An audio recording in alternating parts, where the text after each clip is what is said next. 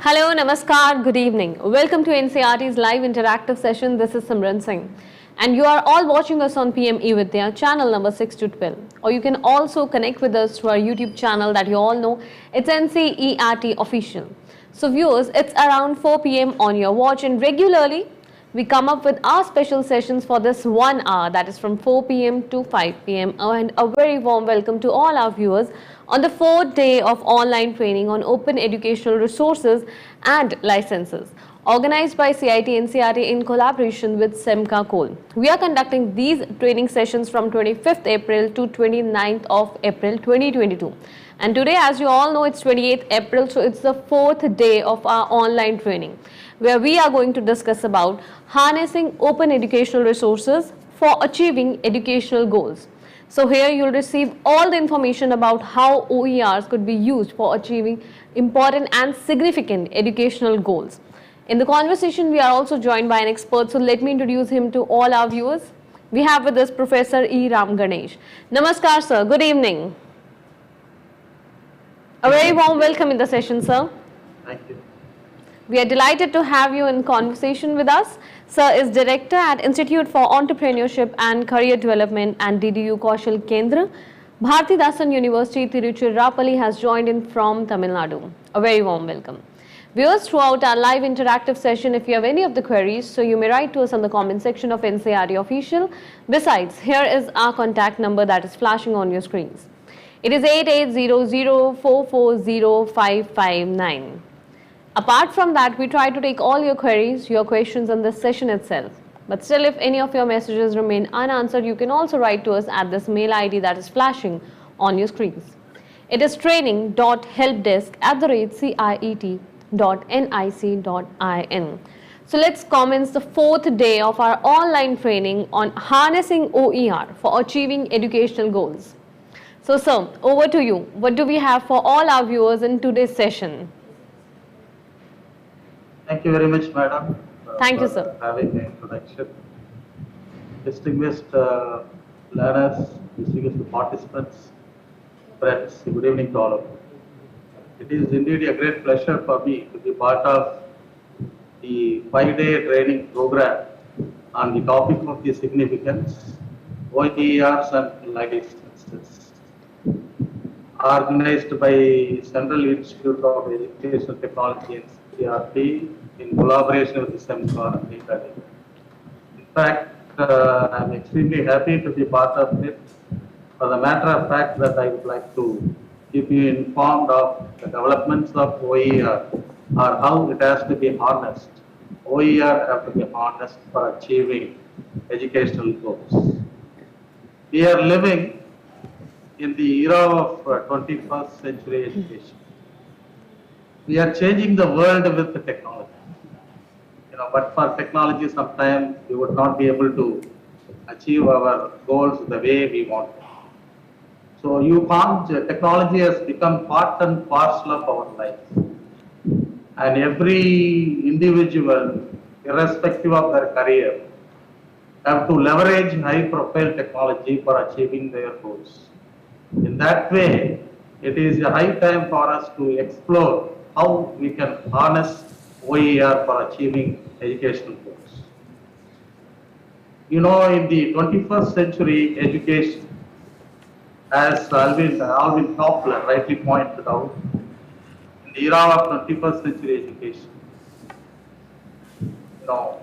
illiterate is not the one who cannot read and write, but the one who cannot read, who cannot learn, relearn and unlearn. So in that way, now leveraging the high profile technology is imperative, and education plays a vital role, because education is an instrument for achieving our goals, and education is the key to economic and social growth.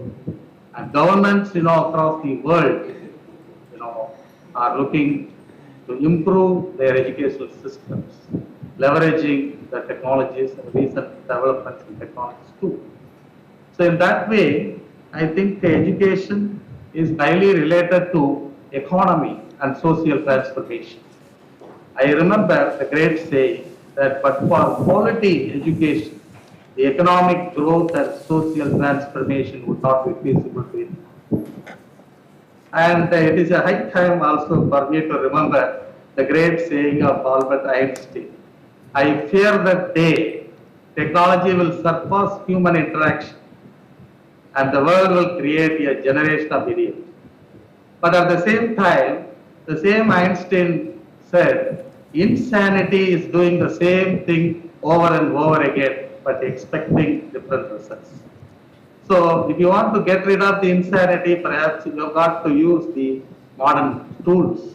Otherwise, sometimes you would be able to rob the time of the today learners. So in that way, technology gains its momentum. And technology is a powerful tool now. But education has the power to extend your qualities, what the nature has endowed with you. And education can transform your life. Education, sometimes transform your country too. That is the reason, we are really fortunate to have youngsters in this part of the country, because while the entire world is growing older and older, India is becoming younger and younger. So we need to groom the youngsters. The youngsters are the one who can address the national issues, the economy and social transformation. In that way, we have got to really groom our youngsters. People like, a great leaders, a great monk like Swami Vivekananda, a great leader and scientist, Dr. eVidya Abdul Kalam, invested their invaluable time to groom youngsters. Youngsters are the powerful tools who can really address the issues, national issues. So in that way, technology like the open educational resources are very powerful tool to groom youngsters, especially in teaching, learning and research. Because OER are the teaching, learning and research materials that would really groom the youngsters. So in that way, I'm so happy to be part of this program, training program on OER, so that the younger ones will be groomed towards the national issues, so that we would be able to even build a self-reliant India in the days to come. So, for want of time, maybe I would like to keep you informed. The paradigm shift in education, what we come across. The one shift that we have already come across during the pandemic, I think we have experienced a beautiful shift, paradigm shift from brick universities to click universities. Brick universities to click universities. In the sense, during the pandemic period, I think, we understood the importance of click universities. But for the click universities or click institutions, we have not gained the rhythm of getting in touch with younger ones. Because younger ones are the torch bearers of this country. So in that way, brick university to click university. So click universities made us to be resilient, made us to be agile, to get in touch with our younger ones. And that way, we leverage, OER, open educational resources, and online platforms, so that we would be able to reach our students the way we wanted to reach. And our students got updated even during the pandemic period. So in that way, we have experienced a shift from brick universities to click universities. We also have a shift from hierarchy to hierarchy. The hierarchy to hierarchy, sometimes, if you don't use, the wireless communication or wired communication, sometimes you would not be able to win the confidence of our own audience. So, but for the technology, sometimes I am not connected with you today. So, because I leverage the resources, I am able to sometimes keep you informed of how to harness the OER, open educational resources, to achieve the educational goals. So in that way, there is a shift from hierarchy to hierarchy. There is a shift from central nervous system to digital nervous system. Now, central nervous system is an important system in our body. In that way, now digital nervous system gains its momentum. Suppose imagine if the digital nervous system does not deliver goods a day, I think it will have a serious repercussions. The system will have a serious repercussions. So we are really enthralled with the digital nervous system because digital learning really becomes the part and parcel of our life, and we are able to update our audience in terms of our delivery using digital platforms. And you see, we have a shift from digital immigrants to digital natives. So gone are those days, teachers were digital immigrants and even students were digital immigrants. Now all the students are digital natives. They have mastery over high profile technology. Where I would even say, if I am not mistaken, right now we experience teachers are digital immigrants and students are digital natives. Perhaps teachers have to really update themselves to rise up to the expectations of students. So in that way, we have to understand the shift from digital immigrants to digital natives. And from pedagogy to cybergogy, pedagogy is science of teaching, or principles of teaching. Now, if you teach your students without embracing technology, sometime you will be replaced by another teacher using high profile technology. So in fact, the technology cannot replace you in the days to come. But if you don't use technology in your classroom, sometime you will be replaced by a teacher using technology in the cyber world. So that is the shift from pedagogy to cybergogy. Cybergogy in the sense how you deal with online platform and how you interact with your audience with the online platform, online tools, how you effectively use online tools. It's a matter of fact right now. And you see another shift we experience from local to global. So that is a big challenge right now we have, because especially technology in terms of open educational resources contribute to especially the globalization, where we are able to tap the expertise across the globe and we are able to benchmark the best practices of the field in which we work, so that we are able to experience the importance of globalization. So now you see the distance between Delhi and Tiruchirappalli is only 0 kilometers as far as information access is concerned. The distance between NCERT and Bharathidasan University is only 0 kilometers as far as information access is concerned. Because whatever you can download, I can download. So in that way, the open educational resources is really helping to leverage the creative resources. So, but for Oer resources of time, I am in dark, I am not active and reflective, but teacher has got to be active and reflective, understanding the paradigm shift in education, so that they would understand the importance of leveraging technology in education. And friends, I would like to keep you informed the recent development mentioned in the full feature skill report 2019. In the days to go, we are going to have only 4 types of universities or 4 feature scenarios of higher education. Right now we have central university, state university, private university and deemed university. In India is the largest higher education system. We have about 870 universities and 42,000 colleges. The largest higher education system we have. And India is the country perhaps which introduced university to the world through Nalanda, Taxila, Vikramshila and Vallabhi. So in that way, now the future skill report, alarmed us that there will be 4 future scenarios for higher education. Number 1, the future skill university.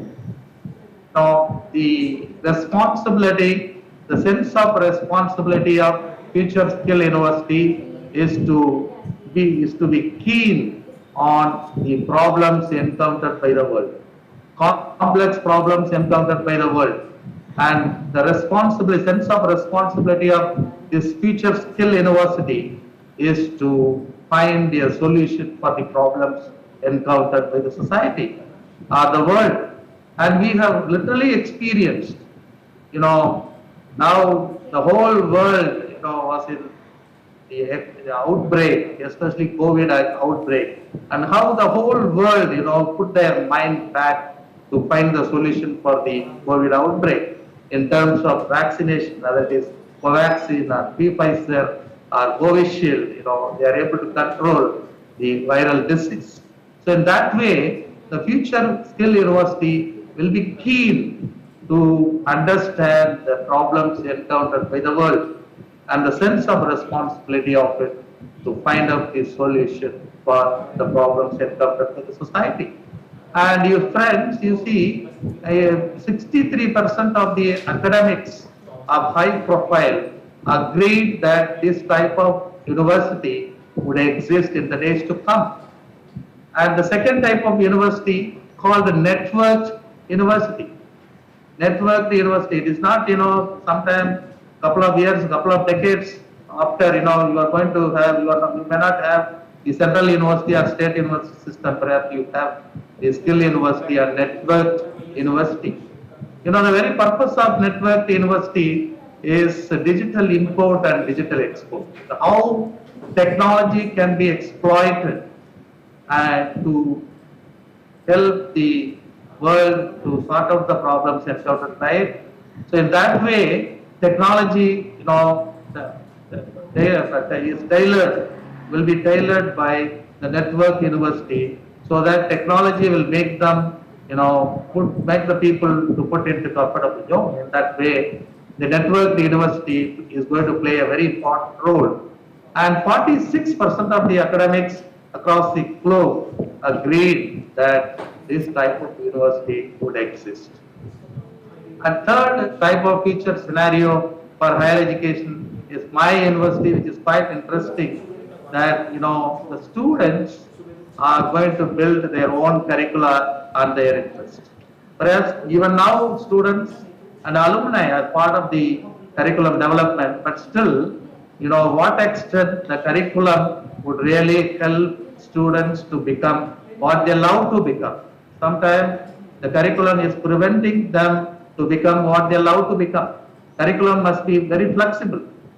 What I mean to say, the education must be flexible and it must allow students to become what they love to become. But unfortunately, quantum of students could not become what they love to become. Sometimes why? Because the education system is very rigid. And that is taken care of, I think, by National Education Policy 2020. That is, advocating that education must be flexible, and it has suggested a number of strategies so that education must be very flexible from primary education to doctoral studies. So in that way, my university, the students are going to play a very prominent role to build their curricula of their own interest, so that these curricula would be able to meet out the personal demands of these students. Now, sometimes I have the ability to become an entrepreneur. I have an ability to become a basketballer or footballer, but unfortunately, the curriculum what I have may not be able to spell out the criteria to make me become what I want to become. So in that way, curriculum is going to be flexible and it is going to be personalized participatory model. And 60% of the expert academics across the globe agreed that this type of university may exist in the days to come. And the fourth type of university is lifelong higher learning. As you all know pretty well, because you have been listening to various experts on the different perspectives of open educational resources. The very purpose of open educational resources is to build lifelong learning. Lifelong learning. In that way, a lifelong higher education university. Perhaps the very purpose of this lifelong higher learning is to build a personal skill needs and competence demands. So in that way, you see, this is very important aspect that the educational system is one of the important goals of education to address. Perhaps you do see, I would even say that you see people are really deprived of, deprived of understanding the criteria to concretize, lifelong learning. Because you see, things are changing, especially technology. The technology what we use today may not be useful tomorrow. The tools what we use today may not be useful tomorrow. And the tool what we use tomorrow may not be useful the next day. So in that way, every day we have got to be updating ourselves with special reference to the developments happening around us. So in that way, lifelong learning plays an important role. In that way, education has to set, in a field such that it would be able to meet out the demands or competency demands. That's very important. And 60% of the academics across the globe agreed that this type of university would exist. You see, I would like to just project the idea of Sebastian Third, is the CEO of Udacity, one of the major platforms, online platforms. He says in another 50 years, there will be only 10 institutions which could cater to the needs of higher education. In India itself, we have got 42,000 colleges and 900 universities. And now he says another couple of decades, only 10 institutions in the world will be able to cater to the needs of higher education. In the sense, I think everything will become through online, and students would be able to really do away their courses through online. So therefore, every system and every individual is to be aware of the recent development in technology. And this is another important thing that we'll have to take care of. Friends, we have learned a lot of things, about the OER, but still I would like to recollect the great definitions by UNESCO. It says open educational resources are teaching, learning and research materials that are in the public domain with an intellectual property that allows for the free use, adaptation and distribution. I am so happy to be part of this program, especially. Yes? So I am so happy to be part of it. In the sense, you see, this is organized by CIET in collaboration with Commonwealth of Learning. You see, Commonwealth of Learning is the first organization which has established OER policy in the world, by 2011. So in that way, UNESCO and Commonwealth of Learning have been putting their mind back to help several countries to establish, OER policy. I think every country has to establish, OER policy, so that, the quality of the materials, especially the resources which are to be used for teaching, learning and research cannot be compromised. And that is the reason sometimes, the very big organizations like UNESCO and Commonwealth of Learning put their mind back to help several countries to develop, a framework or policies in OER. So I am so happy about it because SEMCA is one of the organizations under the umbrella of Commonwealth of Learning, which is organizing a 5-day program, and that is the first organization which has established, OER policy in the world. And why OER matters, first of all, and that would really help us to understand the importance of OER to achieve the educational goals. Sure, sir. We'll proceed in the discussion as you are discussing about some of the significant elements related to OERs. Just a small piece of information that in this conversation we still have around 30 minutes left. So viewers, if you have any of the queries, write to us in the comment section of NCRT Official. I'm sure sir would be happy to answer all your queries. So you may Yeah, proceed. Yeah, certainly, certainly. So therefore, you see, OER matters in the sense it increases choice and competition now. You know, the initiative of OER is done away by different organizations. You know, I think Maryland by Maryland, MIT, Massachusetts Institute of Technology, Washington University, Orbit by Cambridge University, even India, we have got a lot of OER initiatives. So now what happened? It increases choice and competition, so that public like us and teachers like us, or students and teachers are able to really get quality resources for their teaching, learning and research. So because of the competition which is set to increase. And it aligns, OER aligns open source with the open standard of objectives. And OER positions software as a public good. And it increases technological self-reliance.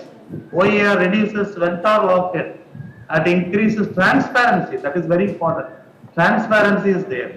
And OER minimizes security risk. Why OER matters? Perhaps you don't have to reinvent the wheel now. See, that is the reason, the OER which has already been in your field, which has already been developed, okay, sometime the other organization need not, spend their energy.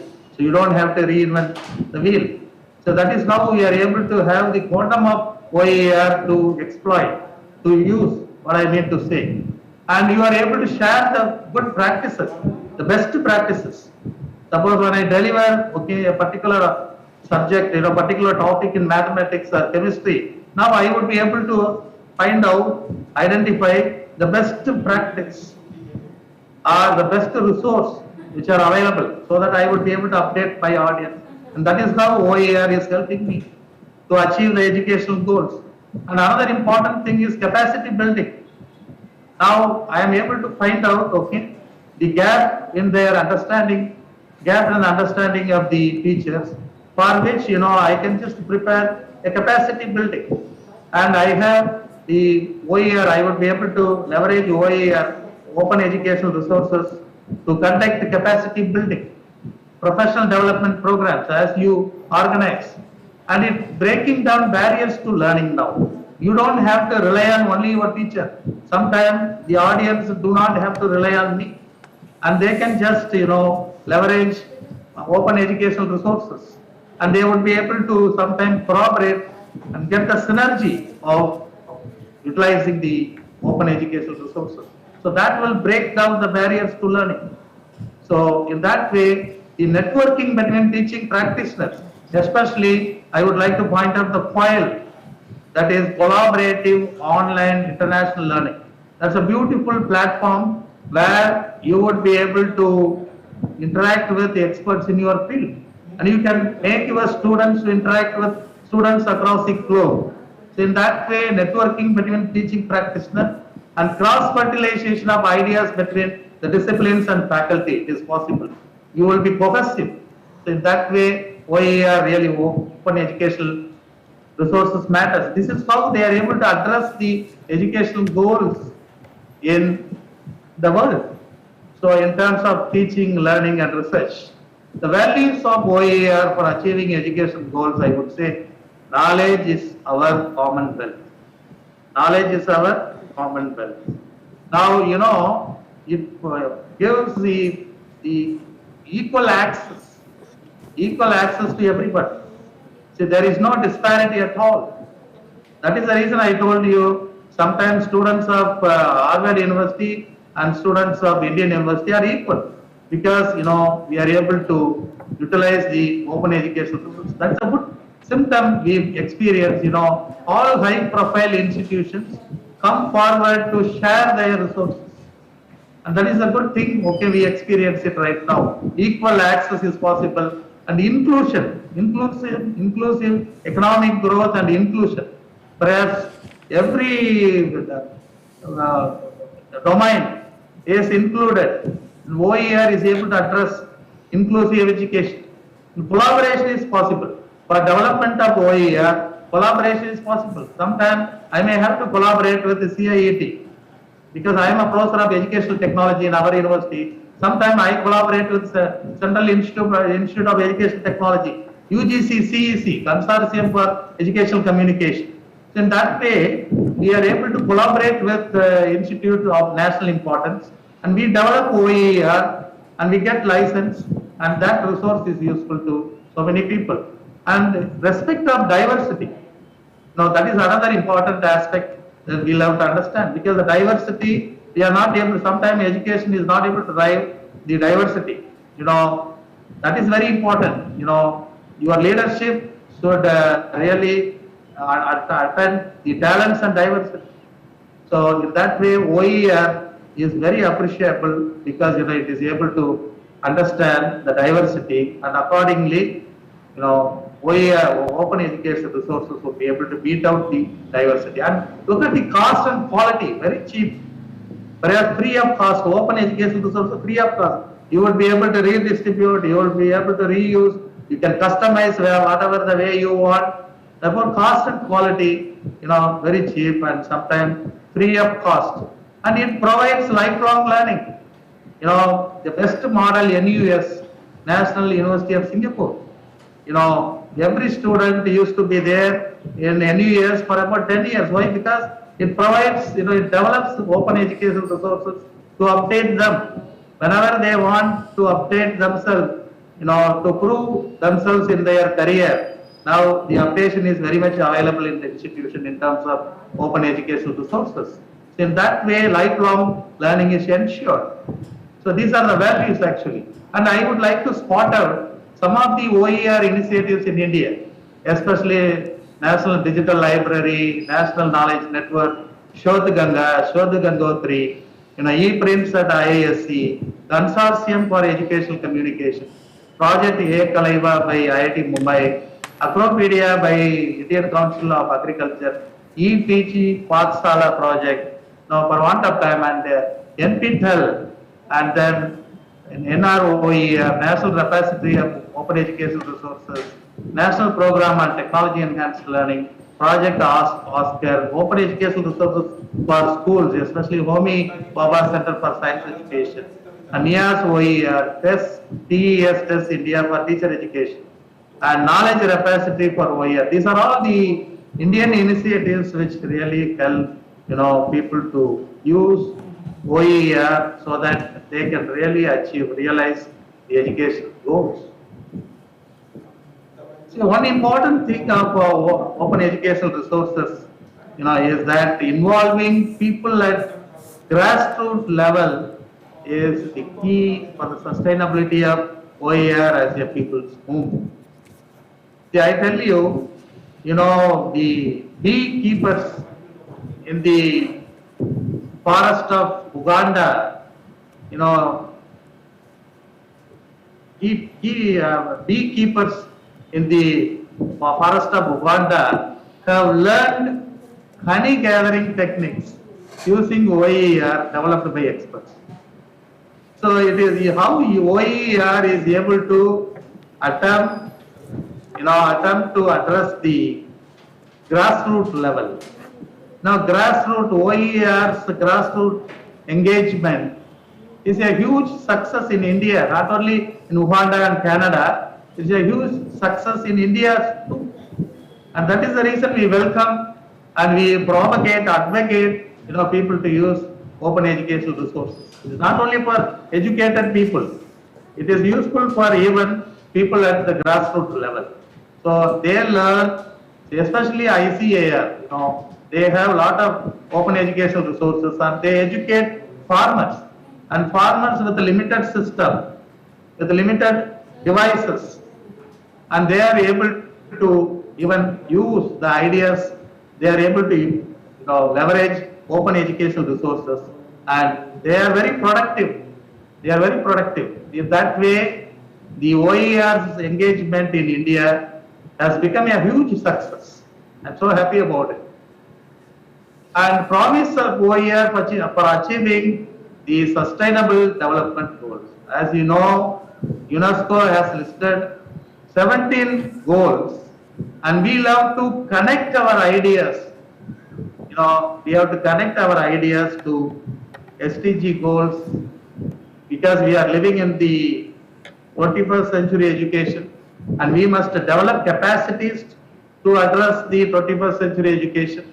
In that way, we are expected to connect our ideas with Sustainable Development Goals 4. Our educational goals are to achieve Sustainable Development Goals suggested by UNESCO, and in that way, the open educational resources are a strategic opportunity to improve knowledge sharing, capacity building, and universal access to quality learning and teaching resources. So in that way, the teacher is expected in terms of his or her initiatives like teaching, learning, research and evaluation, technology development, to connect his or her ideas with 17 goals. Then only he will be meaningful. This is very important. This is how you can leave a legacy to the system. You can make the system very successful. So in that way, the teacher is expected to connect his ideas with 17 goals of sustainable development goals like sustainable development goals, and even learners must be guided to connect their ideas with sustainable development goals. This is very important. This is how OER will become part of, will be very instrumental. OER will be vital, for teachers and learners to connect themselves with the 17 goals listed in SDG 4. And how, so harnessing OER to achieve educational goals is important. Number one, capacities of 21st century education. Because you have to create well-rounded individual to address the 21st century education, where we experience fourth industrial revolution. We experience fourth industrial revolution, where high-profile technologies like Internet of Things, cloud computing, mobile governance, artificial intelligence, virtual reality, even metaverse, augmented reality, immersive technologies, disruptive technologies, all the industries are going to leverage high-profile technologies. Therefore, we have to make our students to leverage, to be aware of the high-profile technologies, so that they would be able to rise up to the expectations of the industries or the employers. So therefore, OER, open educational resources, are vital for teachers to make their students to rise up to the occasions. So in that way, capacity, OER can help teachers to make students well-rounded. And another important thing is STEM education, science, technology, engineering, and mathematics education, where plenty of OERs have already been developed, and OERs can be identified, developed, and evaluated in terms of rubrics, so that would really help the system, to create a good awareness among our students about STEM education. And indigenous language and culture, which play a very important role, and the national education policy has already suggested. So open educational resources can be leveraged to achieve the educational goals such as indigenous language and culture. And another important aspect of education goal to address the gender equality. Gender equality, we have got different genders now. But this is one of the important goals of our education. So we have got plenty of open educational resources developed by the world, experts in the world, to address the gender equality. And teachers who open educational practices, especially, educational practices of teachers, because, every day you got to have variety of resources, like flipped classroom, so many educational practices we get, for want of time. So now teachers who open educational practices, I think OER, is the only, provides a trajectory of resources for teachers to develop, new educational practices, or customize the educational practice which are existing, so that they would be able to meet up the demands of the students. And students' knowledge deepening and creation. That is why very important, in the 21st century education, perhaps students have to be creative and they have to develop, critical thinking, collaborative skills, and critical awareness. But for it, sometimes they would not be able to win the confidence of the employers. Therefore, they have to deepen their knowledge, they have to create new knowledge from the knowledge what they expect. Therefore, Oers, play a vital role in helping students to create knowledge. And another important aspect is industry institute cluster. UGC has been insisting to have industry institute cluster, because whatever they learn, they must be able to apply it. And if they understand the characters of industries, so that these students will be challenging with the knowledge and skills what they have, so that they could really address the cluster, what you call industry institute interface, and developing entrepreneurship ecosystem. Because you see, India aspires $5 trillion economy in the near future. So India badly needs lot of entrepreneurs, to create a lot of entrepreneurs.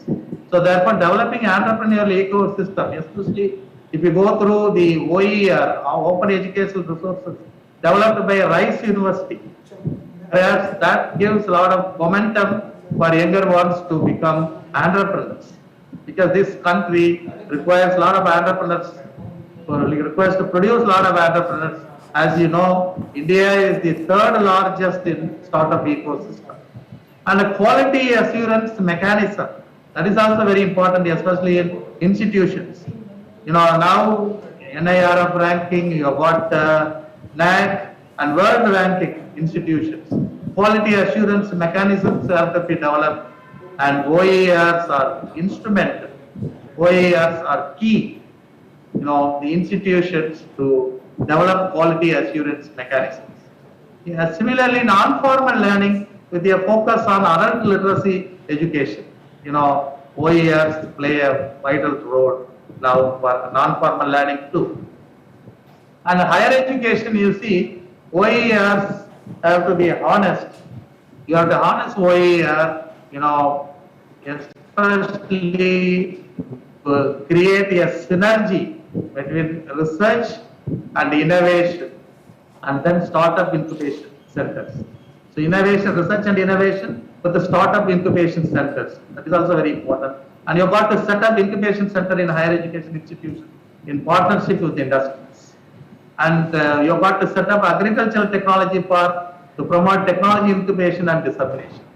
So these are all the educational goals for which the open educational resources are very important, and we'll have to explore the open educational resources developed by experts across the globe, so that we would be able to realize these type of educational goals. And I would like open educational resources play a very prominent role in R&D, especially research and development. You see, I would like to project this particular slide where you understand, in which you understand, how much how much countries, across the world invest, money for R&D. And India, invests $94 billion for R&D, whereas China invests $520 billion, and the United States, $581 billion as far as 2019 statistics is concerned. And you see, another important thing which I would like to keep you informed. You see, what is the contribution of India to global share? The statistics, 2018 statistics from Statistica confirms, reveals that India is able to contribute only 5.31%. Whereas the neighboring country is able to contribute to 21% and 17%, but India contributes only 5.31%. I think this has to be taken cognizance by all of us. And we have to improve our global share, global citations. Therefore, we have to really increase, the global citation especially. So we have to publish our thoughts, research thoughts in top high profile or top level journals, so that we would be able to improve the patents, the IPR, and that way we would be able to address the economy of this country. Academia has to address the economy of the country. That is a recent development actually. So now you see lot of open educational resources, especially DOJ, Directory of Open Access to Journals. A lot of e-journals and open access to journals, high profile journals are at your disposal free of cost. They have already got licensing. So in that way, now that would really help researchers, budding researchers, to improve their research initiatives so that they would be able to address the global share, which is a very important aspect that we'll have to take cognizance of it.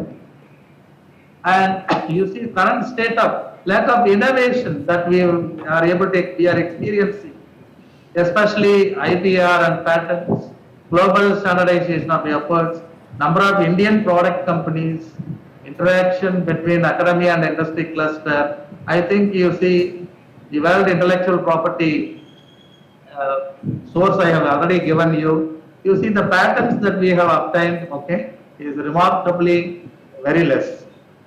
So you see the concept of OER, considerably has grown for the past 10 years, but the impact of OER on especially educational systems has become an element of the policy, OER policy, educational policy. Therefore, I would like to say that, OER policy is a matter of fact, that would really analyze the resources and the abilities and then other criteria, so that, that would really help us to develop the open educational resources which would cater to the demands of the world. So in that way, we have to improve our intellectual property rights and patents. So we need to leverage open educational resources of high profile, and we need to develop also. We need to develop open educational resources of high profile, so that would give us momentum, a rhythm to improve our intellectual property rights and the patents too. And that is how, our economy will be incremental. Our social transformation will be incremental. So we have to train our youngsters especially, in this regard, because they have got tremendous potential within them waiting to be unleashed. If you train our youngsters, I think they will be, instrumental for developing the open educational resources of high profile, which could cater to the needs of the problems encountered by the society or encountered by the teachers and institutions. And role of academia is different right now. The standard development, IPR creation and innovation, patents and papers, incubating startups with support from industry and government, leading to the development of products in the country. Because we have to develop, if you want to become self-reliant, we have to develop the products by our own, so that we don't have to invest our money in different countries. So in that way, now unless you use quality resources, because resources are at your disposal free of cost. The open educational resources are at your free of cost. Perhaps you can just look at it and you can develop good resources. You can identify good resources across the globe, so that you would be able to expand your learning process, and so that you will be more productive to the system. And you see, OER is the catalyst for research and innovation. That's what we discussed. But especially United Kingdom, I would like to point out some of the OERs which play a prominent role. okay, in teaching, learning and research. Yeah, sir. I think- So before that, I would like to just inform you that in the conversation we are led by around the last 4 to 5 minutes. It's Yeah, an certainly. interesting conversation. Certainly. I request you Yeah, I to would like to be very brief. precise. Yes, I understand. See, especially I would like to spot out, okay, United Kingdom's Open University, Oer Research Hub, and Massachusetts Institute of Technology, Oer, as I pointed out, Rice University, Open Educational Resources, and Maryland by California State University. You know, this is very important. See, what is the future perspective of OER?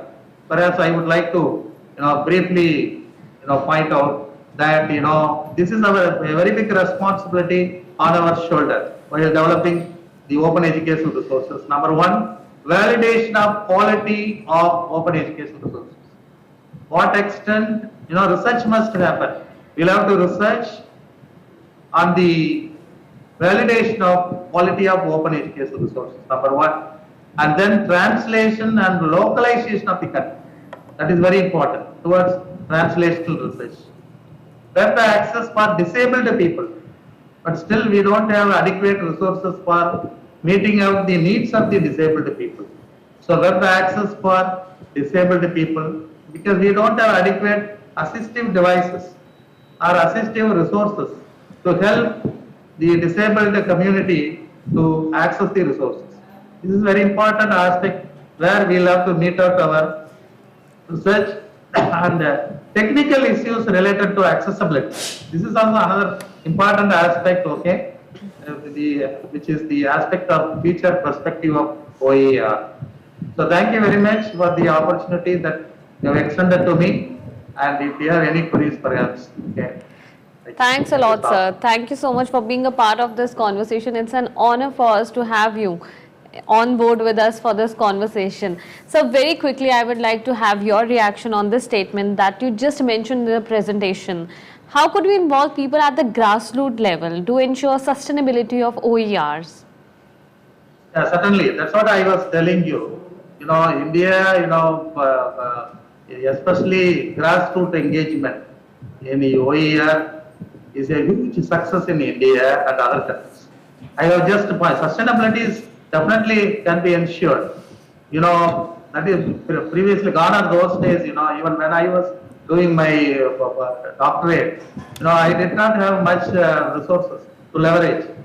But now you see, we have got high profile open educational resources, and you don't have to sometimes travel. So they are at your disposal free of cost. So in that way, grassroots level, especially for farmers, India, the culture of India is agriculture, I would say. The culture of India is agriculture, especially for farmers, we have developed, a lot of open educational resources which ensure, the sustainability at grassroots level. As I pointed out, beekeepers in Uganda, they are able to learn, okay, the honey gathering techniques by using OER. Yeah, sir. It is really amazing for Thanks a lot for your kind words, sir. Devices. In that way, India, farmers are using. So in Tamil Nadu especially, farmers are using open education. See, we educate them, educate and elevate. So we educate them, we provide environmental education, we provide agriculture extension education. So thank you so much, sir, for sharing that valuable information with us. Through open educational resources to ensure sustainability. Thanks a lot for answering that, and thank you so much, sir, for sharing this valuable information with all our viewers. I must say it was a praiseworthy presentation from your end, as beautiful comments they are pouring in the comment section, elating and praising you for this conversation. Thanks a lot. Thank you to all the viewers who have been a part of this conversation with NCERT. Stay connected. Our upcoming session is Sahyog, so you don't have to go anywhere. This was the 4th day of our online training. Keep connecting. Tomorrow is the 5th and the concluding day of our online training, and we'll also receive and release a quiz link for all our viewers. Stay connected with NCERT. Namaskar.